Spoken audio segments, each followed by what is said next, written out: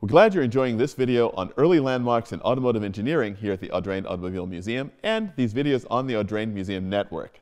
We know you like them, so subscribe today and hit the bell icon to be notified when we post great new content. Thanks.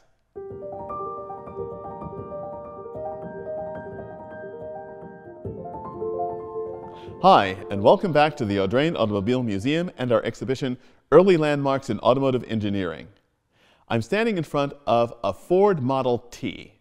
Now, a Ford Model T is certainly a car that's best known of any of the vehicles in this exhibition, and it's here because of what it represents as a landmark in the progression of the automobile. With the introduction of the Model T in 1908, it would quickly become a vehicle that was a part of American life and indeed life around the world.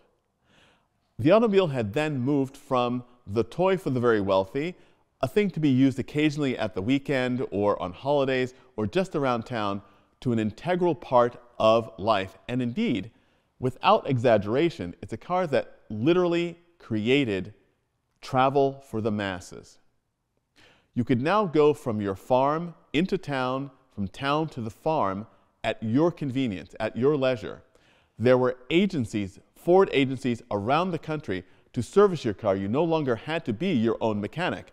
Although Henry Ford designed the Model T to be repairable easily, especially by his rural customers. It was a very simple car, it wasn't complex, and it was designed to be incredibly durable. Designed to be driven on the rutted roads of the time, in many cases outside the city, there were no roads.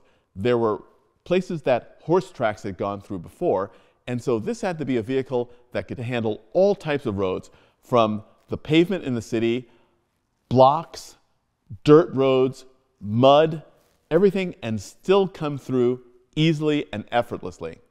It was a vehicle that also was designed to have various uses. If you lived on a farm, you could take the rear wheel off of your Ford and use it to power a tool on your farm, a bandsaw, for instance. And it was also the kind of thing that every country doctor had. It literally brought country medicine to thousands of people who never had access to it before, because your doctor could now get to you in rain or snow, whatever the condition, at night, because of the Model T. It's also a very interesting thing to consider the Selden patent. It's a really interesting part of early automotive history here in the United States. George Selden was an inventor and an attorney, or I should say an attorney and inventor, in Rochester, New York, who fooled around with various things. His most notable invention was for a barrel-making machine, and he was fascinated when he saw a two-cycle Brayton-type heat exchange engine, and he thought this would be a great thing to use in a road-going horseless carriage. So in the 1880s, he perfected a smaller version that might be used for a motor car, and, of course, being an attorney who worked on patents, began to develop a patent for what he called an improved road engine.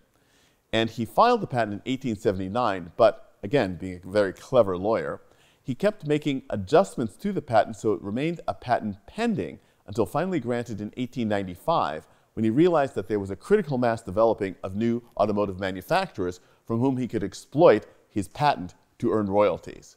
The Selden patent led to the formation of the Association of Licensed Automobile Manufacturers, that then charged a patent fee for each automobile manufactured in the US that was powered by gasoline. One of the things that the association could do is also require anyone who wanted to build a car in the US to join the association or pay a royalty to the association for the use of the Selden patent.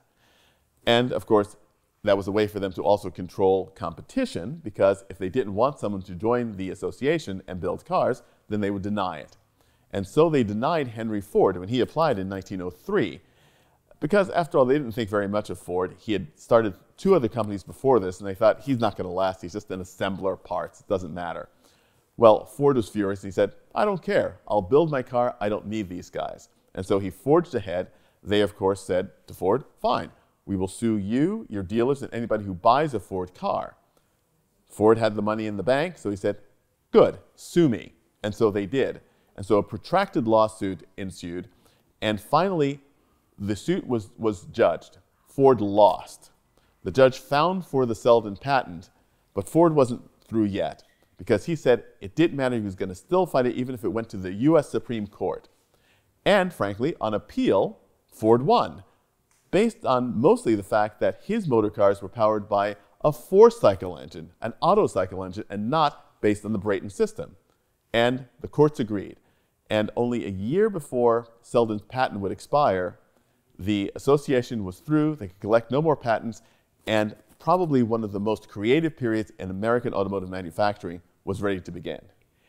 It's also a very interesting thing to consider the fact that the Model T's production spanned the period before World War I, 1908, to 1927, when the car and its development had progressed to a tremendous state.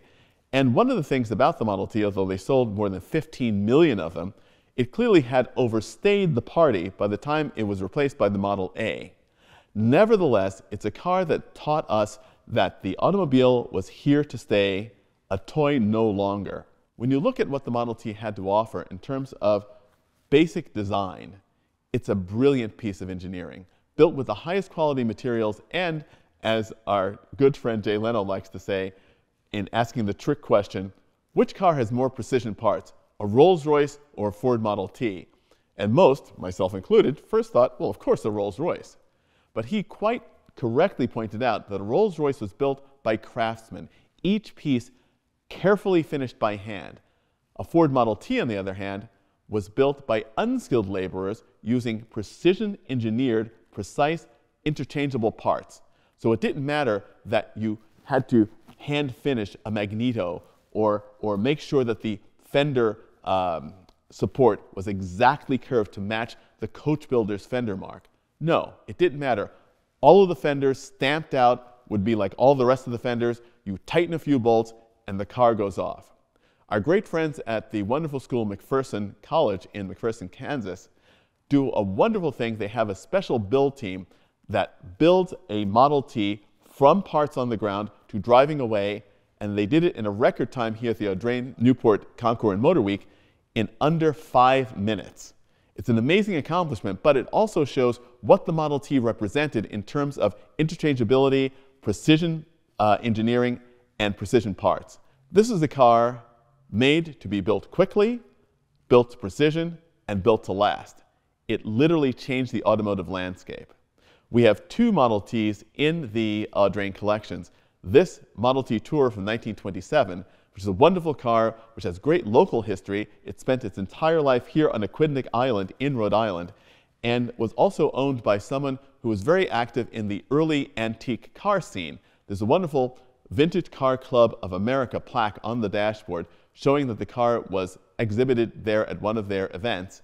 And also, the fact that this car has survived so well is a testament to the quality of the Ford product. We also have a Model T depot hack, another area that shows the versatility of these cars. This is a wonderful wood-bodied station wagon truck designed to transport people and their luggage from the train station into town hotels and to do other utility work around the area.